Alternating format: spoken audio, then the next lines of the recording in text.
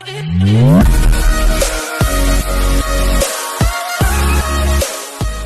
बच्चों, कैसे हैं आप सब। आज हम लोग पढ़ने जा रहे हैं कुछ न्यूमेरिकल क्वेश्चन, क्वेश्चन नंबर 15, और जो कि आपने पिछले वाले वीडियो में पढ़ ही रखा था। सम स्पेशल एंट्रीज वाले में इंटरेस्ट कैपिटल कैसे निकालते हैं, ड्राइंग कैसे निकालते हैं, डेप्रिसिएशन का क्या एंट्री होता है, प्रीपेड आउटस्टैंडिंग का क्या एंट्री होता है, ये सारा चीज़ आपने पिछले वाले वीडियो में पढ़ ही रखा था। ठीक है, तो आज हम लोग पढ़ते हैं question number 15, pass journal entries in the following transaction. ठीक है, इस सारे ट्रांजेक्शन में हम लोग को कुछ एंट्रीज पास करने हैं, उसके रिगार्डिंग हम लोग को पढ़ना है। ठीक है बच्चों, तो पहला है provide depreciation of furniture. Depreciation provide करना किसमें, फर्नीचर पे। ठीक, डेप्रिसिएशन क्या बच्चा, खर्चा। ठीक, डेप्रिसिएशन खर्चा है तो किधर लिखेंगे हम लोग, एक्सपेंसेस है। एक्सपेंसेस इंक्रीज होता है तो किसे लिखते हैं हम लोग, डेबिट साइड। किस पे हो रहा है, फर्नीचर पे, यानी फर्नीचर की वैल्यू घट रही है, तो फर्नीचर की वैल्यू घट रही है यानी एसेट घट रहा है, एसेट घट रहा है तो यानी क्रेडिट साइड। और कितने का है, 50,000 का है, 10%, यानी 50 का 10% हो गया 5,000। एंड मशीनरी, मशीन पे भी डिप्रेशन लग गया भाई, तो मशीन का वैल्यू घट रहा है यानी एसेट का वैल्यू घट रहा है। एसेट का वैल्यू जब भी डिक्रीज होता है किस साइड, क्रेडिट साइड। 3 लाख पे 10% यानी 30,000, टोटल डिप्रेशन लग गया 35,000 का। ठीक है, ये पहला पॉइंट। अब चलते हैं दूसरे पॉइंट पे। Receive cash 40,000 for bad debt return of last year. एक कैश मिला हम लोग को 40,000, किसका, बैड डेप का, return of last year, right of right से, यानी लास्ट ईयर उसको हम लोग राइट ऑफ कर दिया था, उसको हटा दिए थे, खत्म कर दिया था, हमको पता चल गया था कि पैसा डूब गया, इसका नामो निशान मिलने वाला नहीं, लेकिन पैसा मिल गया। तो कैश आया है, एसेट इंक्रीज हुआ है, डेबिट साइड कितना कैश आया है, 40,000। और बैड डेप रिकवर्ड, इनकम है, इनकम इंक्रीज होता है तो बैड डेप इनकम लिख रहा हूँ, सोचिए बताओ, बैड डेप रिकवर्ड। और जब इनकम इंक्रीज होता था किस साइड, क्रेडिट साइड। क्लियर, चलिए पॉइंट नंबर 3 में Ajay Singh was declare bankrupt. Ajay Singh declare हो गया बैंकरप्ट। बैंकरप्ट मतलब दिवालिया घोषित हो गया, उसके पास इतना पैसा नहीं है कि वो लोन चुका पाए, उधारी चुका पाए। ही ओड 18,000 टू अस, वो हमको 18,000 रुपये देता। ठीक है, यानी 18,000 का उसने मुझसे उधारी ले रखा था। Nothing could be recovered from his state, कुछ भी रिकवर नहीं हुआ उसके स्टेट से, उसके स्टेट से कुछ भी रिकवर नहीं हो पाया है, तो ये हो गया बैड डेप्ट। बैड डेप्ट का मतलब नुकसान, नुकसान का मतलब डेबिट साइड, नुकसान इंक्रीज हुआ, डेबिट साइड कितने का, 18,000 का। अब ये नुकसान किया कौन, अजय सिंह। ठीक, अजय सिंह, ये क्योंकि अजय सिंह को उधारी जो था एसेट्स था, अब उधारी नहीं मिलेगा मतलब एसेट डिक्रीज हो गया क्रेडिट साइड में। ठीक है, कोई दिक्कत। चलिए पॉइंट नंबर 4 में 2 lakh for wages, 2 lakh wages के लिए, 37,500 फॉर सैलरीज आउटस्टैंडिंग। वेजेस का भी आउटस्टैंडिंग है, सैलरी का भी आउटस्टैंडिंग है, वेजेस भी खर्चा, सैलरी भी खर्चा। एक्रुअल कंसेप्ट ये कहता है खर्चा हुआ है तो लिखो, पैसा दिया नहीं दिया उससे मतलब नहीं है, लेकिन आउटस्टैंडिंग हुआ है, आउटस्टैंडिंग मतलब लायबिलिटी क्रिएट हुआ है। दोनों को अलग अलग लिख देता हूँ, साथ में भी लिख सकते हो आप लोग। वेजेस अलग अलग लिख रहा हूँ ताकि कुछ बच्चे को समझ में नहीं आता, साथ में लिख दूंगा। तो वेजेस कितने का, खर्चा है 2 लाख का, खर्चा इंक्रीज हुआ, हमने डेबिट साइड में लिख दिया। अब ये खर्चा इंक्रीज हुआ और लायबिलिटी हुआ। ठीक है, लायबिलिटी जब हो रहा है तो लायबिलिटी तो इंक्रीज हो रहा है, लायबिलिटी इंक्रीज हो रहा है तो कहाँ लिखेंगे हम लोग, क्रेडिट साइड में। वेजेस आउटस्टैंडिंग कितने का, 2 लाख का। ठीक, और सेम चीज़ सैलरी के लिए भी रहेगा, सैलरी अकाउंट डेबिट, सैलरी में कितना, 37,500 का, टू सैलरी आउटस्टैंडिंग 37,500। देखो खर्चा हुआ है, एक्सपेंस है, एक्सपेंस इनकर्ड हुआ है तो लिखो, एक्रूअल कंसेप्ट कहता है। ठीक, पेमेंट किया नहीं किया उससे मतलब नहीं, तो खर्चा है लिख दिया डेबिट साइड में। ठीक, और वेजेस आउटस्टैंडिंग और सैलरी आउटस्टैंडिंग लायबिलिटी है, लायबिलिटी इंक्रीज हुआ कहाँ लिख दिया, क्रेडिट साइड में। आप इसको कंबाइन करके भी लिख सकते हो, wages account debit 2 lakh, salary account debit 37,500, to wages outstanding to salary outstanding, combine करके भी लिख सकते हैं, कोई दिक्कत नहीं है क्योंकि एक ही साथ है। 5वां में आ जाइए, 5 में क्या है, purchase furniture for 60,000 for the proprietor. Proprietor मतलब मालिक, and amount paid by cheque. Proprietor के लिए खरीदा भैया, तुम कुछ भी खरीदे हो प्रोपाइटर के लिए, उससे हमको मतलब नहीं है, यानी आपने तो लेकिन बिजनेस से किया, पर्सनल यूज के लिए पैसा विड्रॉल जिसको हम कहते हैं ड्रॉइंग, और चेक से पेमेंट किया यानी बैंक से। कितना है, 60,000। Clear. Point number 6, 8% interest on capital देने की बात हो रही है, कितने में, 20 लाख पे। तो 20 लाख पे 8% इंटरेस्ट ऑन कैपिटल। ठीक, 2 जीरो काट दो, कितना जीरो बचा, 1 2 3 4 8 to 16 यानी 1,60,000 का इंटरेस्ट देना पड़ेगा। तो इंटरेस्ट ऑन कैपिटल, इंटरेस्ट देना है बिजनेस को, तो बिजनेस के लिए है खर्चा। बताया था पिछले वाले वीडियो में, समझाया था इसके बारे में, देख लीजिएगा। नहीं देखे होंगे पिछला वाला वीडियो जरूर देख लीजिएगा, जहाँ ये मैं समझाया हूँ विस्तार में।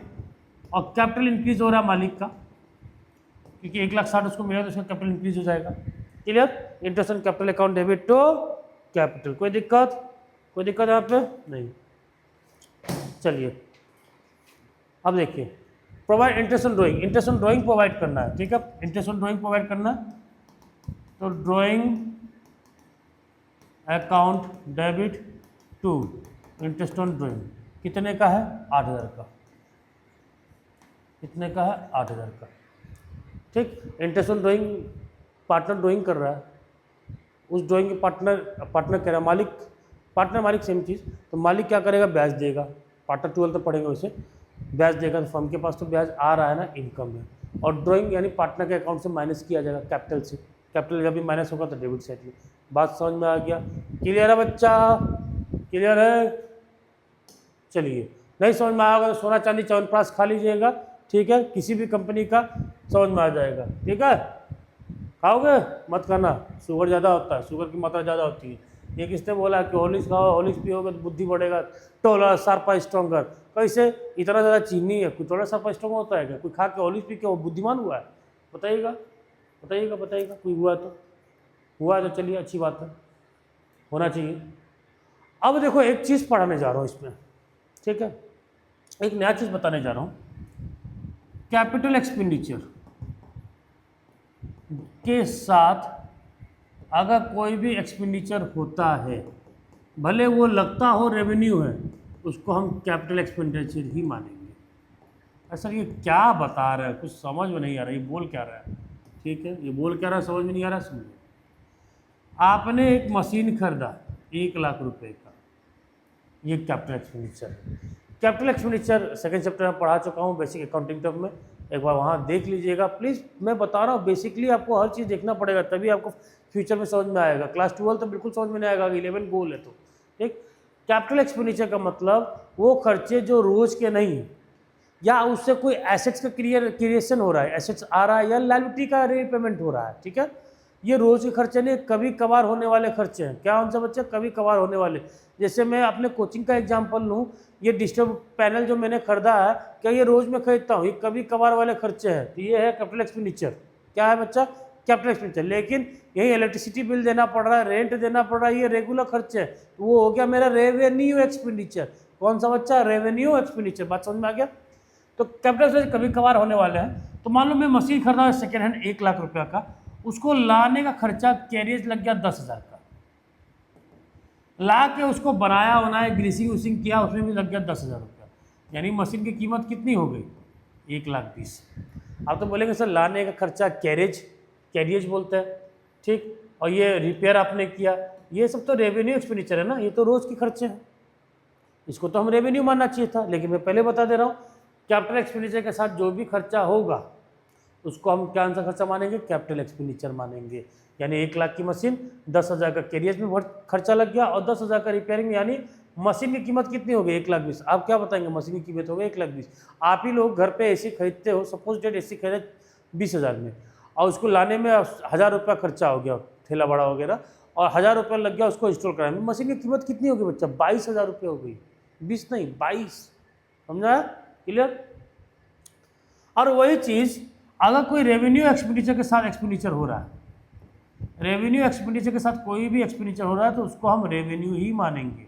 रेवेन्यू माने का मतलब उसको अलग दिखाएंगे, ठीक है। ये कहेगा हाँ आप जाति भाई हो, आ जाओ, ये कहेगा जाति भाई नहीं हो, हम अलग अलग, आप अलग हम अलग, आपका मेरा रास्ता दोनों अलग। क्या बच्चा? दोनों अलग। यहाँ से रास्ता अलग, यहाँ से रेवेन्यू एक्सपेंडिचर के साथ कोई भी एक्सपेंडिचर हो रहा है, यहाँ से रास्ता अलग, तुम अलग मैं अलग। बात समझ में आया?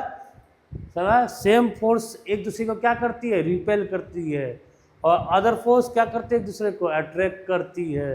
बात समझ में आ गया? तो रेवेन्यू एक्सपेंडिचर मान लो हम जो परचेज करते हैं गुड्स परचेज का मतलब समझिए, जो रीसेल पर्पस के लिए खरीदते हैं। आप परचेज किया 1,00,000 का सामान, और उसमें 10,000 का कैरियज लग गया, तो हम कैरियज को अलग से शो करेंगे, परचेज के साथ नहीं जोड़ेंगे, ये दोनों एक दूसरे के साथ नहीं जोड़ेगा, ये दोनों का रास्ता अलग अलग हो जाएगा। क्या हो जाएगा, यहाँ से तुम्हारा रास्ता अलग, मेरा रास्ता अलग। ठीक है, बात समझ आया? इशारा तो समझ ही गए होंगे आप लोग, समझदार है। क्लियर? चलिए अब क्वेश्चन में चलते हैं, इसका स्क्रीनशॉट ले लो। चलिए क्वेश्चन में क्या लिखा है, गलती हुआ ना,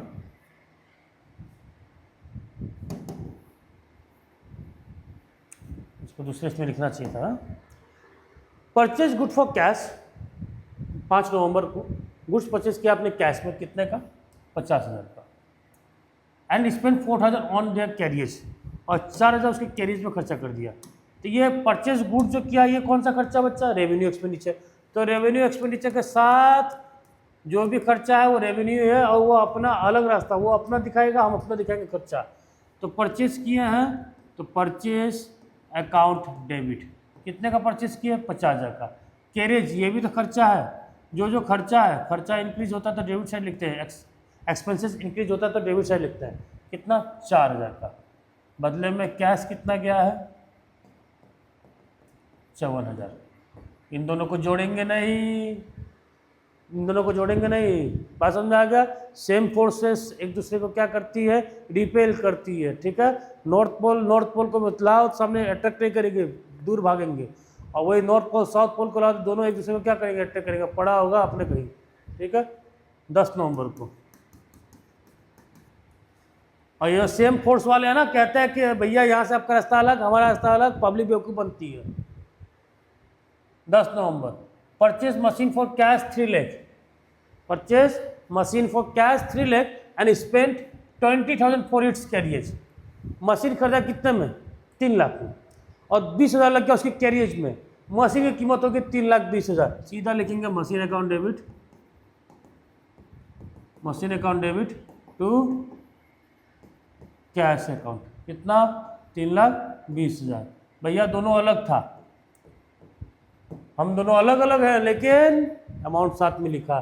3 लाख का मशीन, 20,000 का कैरियज, ये कैपिटल था, वो रेवेन्यू माना, वो आपको लग रहा था, लेकिन रेवेन्यू नहीं है। कैपिटल के साथ जो भी खर्चा होगा उसको हम कैपिटल एक्सपेंस से मानेंगे।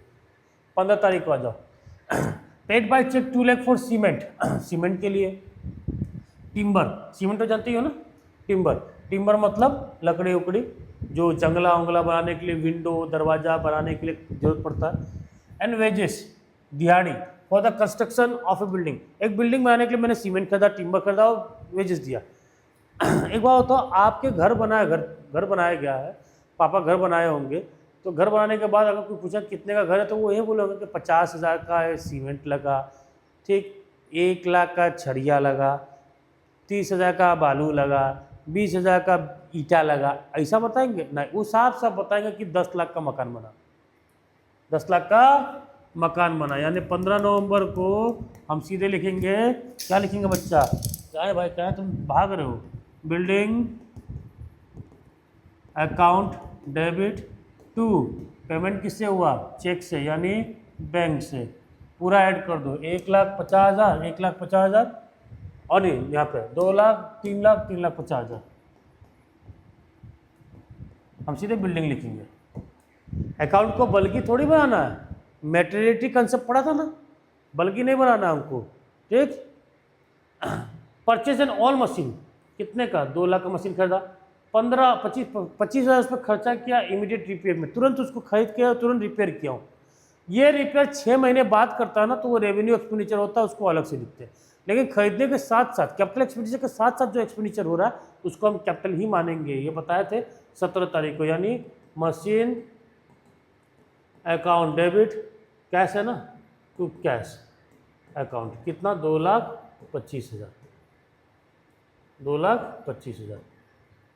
ठीक, अब 20 नवंबर को paid 21,500 for repairing some other machine, कोई मशीन रिपेयर करने के लिए। अब ये साल के दौरान पे हो रहा है, मशीन खरीदते वक्त नहीं हो रहा है। मशीन है तो भैया रिपेयर तो होगा, सर्विसिंग तो होगा, तो वो सालों साल हो रहा है, टाइम टू टाइम हो रहा है, तो उसको हम रेवेन्यू एक्सपेंडिचर बोलेंगे। और जब रेवेन्यू होगा तो उसका नाम आ जाएगा repair account debit to cash account. यहाँ पे रिपेयर मशीन में जुड़ गया था क्योंकि मशीन खरीदा था आपने, ठीक, और यह मशीन खरीदा नहीं है, मशीन चल रहा है, रनिंग मशीन है, 21,500। बात समझ में आ गया। चलिए स्क्रीनशॉट ले लीजिए। इस वाले क्वेश्चन को आप लोग खुद करिए।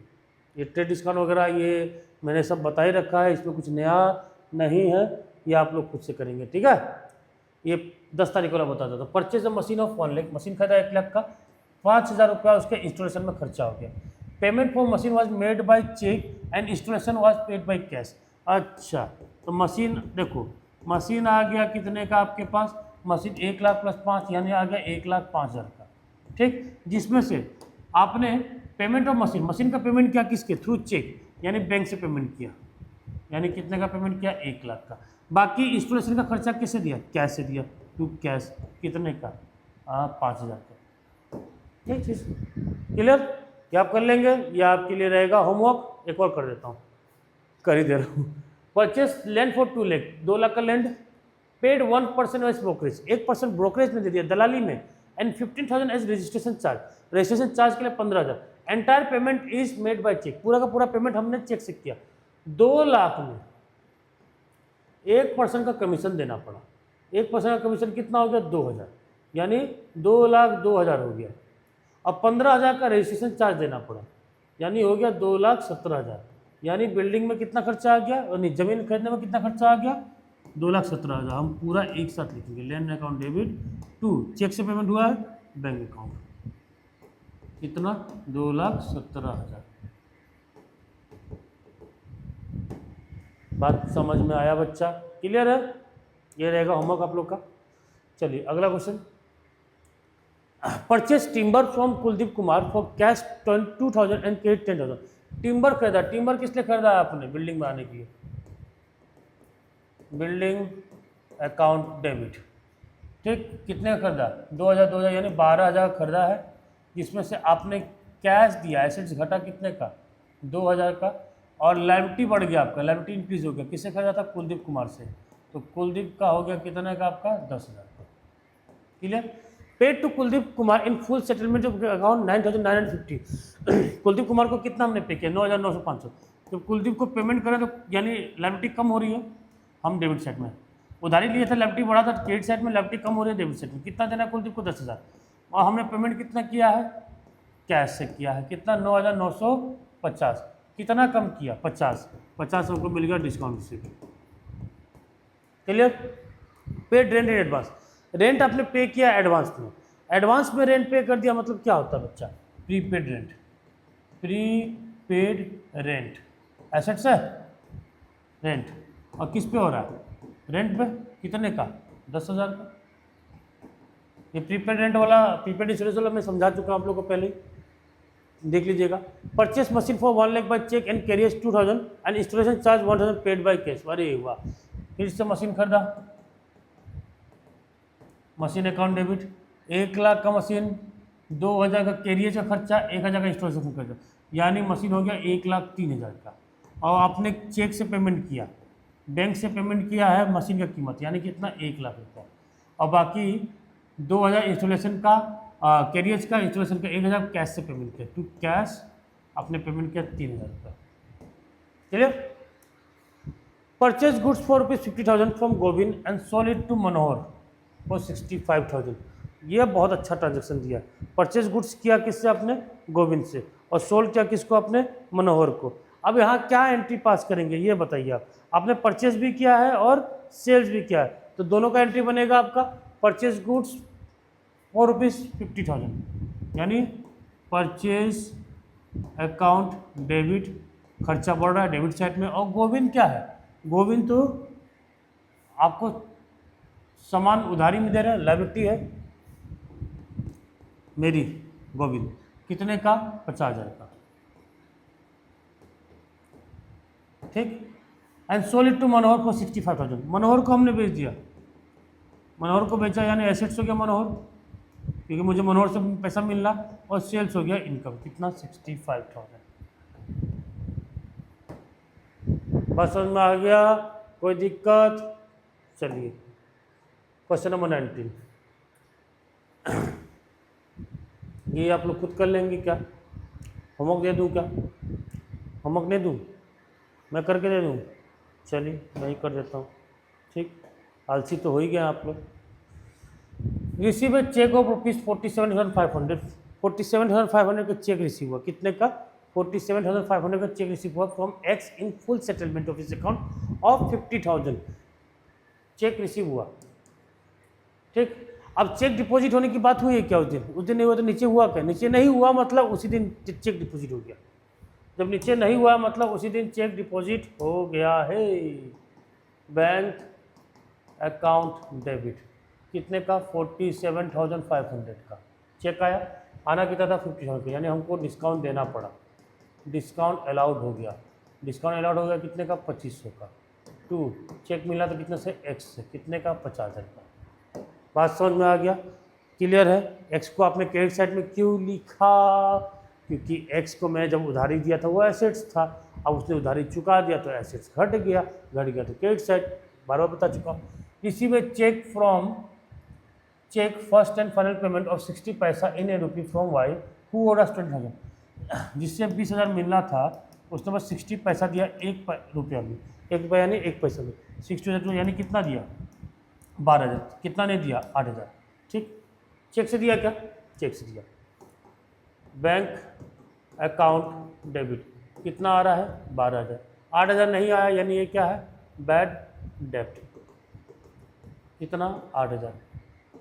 2 दे कौन रहा पैसा? ये कहाँ से मिल रहा है? वाई से। 20,000। बैड डेब्ट यानी पैसा डूब गया यानी debit side. Clear? Sold good to X for ₹80,000, 80,000 का। ट्रेड डिस्काउंट 20%, 20% का ट्रेड डिस्काउंट कितना होगा? 8 to 16 यानी 64,000। Next day cheque was receive from him after getting 5% cash discount. Cheque मिल गया और 5% कैश डिस्काउंट भी दे दिए। 5% का कैश डिस्काउंट कितना होगा? 3200 यानी 800। क्लियर? और चेक को हम लोग इमीडिएटली क्या कर दिए? बैंक में डिपॉजिट भी कर दिए हैं। बैंक में क्या कर दिए? डिपॉजिट कर लिए। ठीक है। नेक्स्ट डे, अब यहाँ ध्यान दीजिए, 3 तारीख को तो बिका है, मतलब तारीख तो दिया नहीं है, पहला तो वो बिका है किसको? एक्स को, सॉरी जेड को। जेड्स account debit to sales account कितने का? 80 का था, 20% डिस्काउंट यानी 64,000। ठीक। नेक्स्ट डे मतलब उसके अगले दिन, डेट तो दिया ही नहीं है तो अगले दिन का एंट्री बना देगा, डेट लिखने की जरूरत नहीं है। उसने पूरा का पूरा पेमेंट कर दिया, 5% कैश डिस्काउंट भी अवेल कर लिया और चेक उसी दिन बैंक में डिपॉजिट भी हो गया। यानी बैंक अकाउंट डेबिट, बैंक में पैसा आ गया। कितना पैसा आ गया? 60,800 और डिस्काउंट आपको देना पड़ा। डिस्काउंट कितना देना पड़ा? डिस्काउंट देना पड़ा 3200। 2 जेड का देना कितना था उसको? 64,000। बात समझ में आ गया? क्लियर है? कोई दिक्कत? अब लास्ट में आ जाओ। Good costing 40,000 sold to Manoj at a profit of 20% on cost less 10% discount. Manoj को सेल किया आपने कितने में? 40,000। 20% का प्रॉफिट कितना हो जाएगा? 8,000। यानी 48,000 में बेचा आपने, लेकिन 10% का ट्रेड डिस्काउंट लगा लिया, 4,800 का ट्रेड डिस्काउंट लगा दिया, 200 43,000 में आपने बेचा। किसको? समझ में आ गया? 40 का था, 20% का प्रॉफिट ऐड कर दिया, 48,000 हो गया। 10% का ट्रेड डिस्काउंट माइनस कर दिया, यानी आपने बेचा 43,200 में। किसको बेचा? मनोज को। तो मनोज हो गया रिसीवर डेबिट साइड में और सेल्स हो गया आपका इनकम क्रेडिट साइड में। कितना? 43200, 43200। क्लियर बच्चों? यहाँ तक समझ में आ गया? तो चलो यहाँ तक आज हो गया। अब अगला चीज़ हम लोग पढ़ेंगे नेक्स्ट वीडियो में। जितना न्यूमेरिकल क्वेश्चन है नेक्स्ट वीडियो में हम लोग खत्म करने की कोशिश करेंगे। चलो, धन्यवाद बच्चों।